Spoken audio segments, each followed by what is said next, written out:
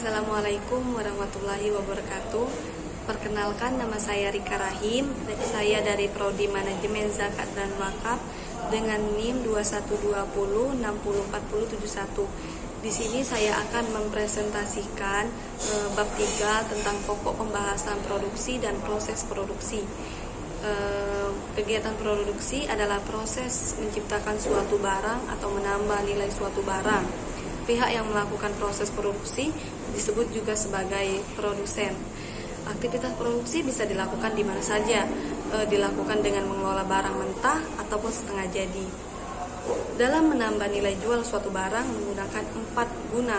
Satu, yaitu guna bentuk, yaitu dengan cara membuat suatu barang. Yang kedua yaitu guna waktu. Guna waktu adalah menyiapkan suatu barang yang telah ditentukan. Yang ketiga, guna tempat. Guna tempat yaitu jalan memindahkan suatu barang dari tempat satu ke tempat yang lainnya. Yang keempat yaitu guna milik. Guna milik yaitu perubahan jalan menyerahkan suatu barang dalam penguasaan orang yang memerlukan. Saya akan membahas tentang proses produksi.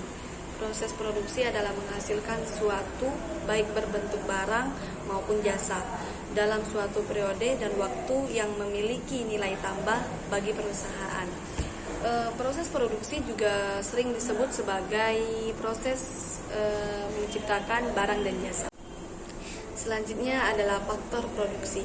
Faktor produksi adalah untuk menghasilkan suatu barang dan jasa. Untuk menghasilkan suatu barang dan jasa, diperlukan barang-barang berbentuk lain yang ada di sekitar kita, seperti tanah, air, sinar matahari, dan diri kita sendiri.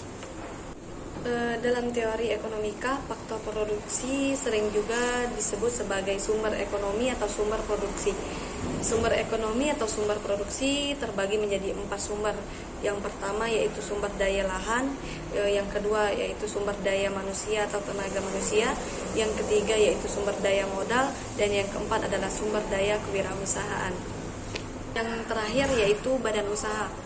Badan usaha adalah yang melaksanakan satuan ekonomi dalam menyelenggarakan suatu proses produksi.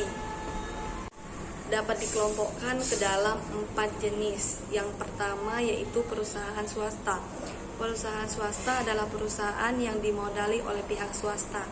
Yang kedua yaitu koperasi. Koperasi adalah lembaga sosial yang berwatak sosial.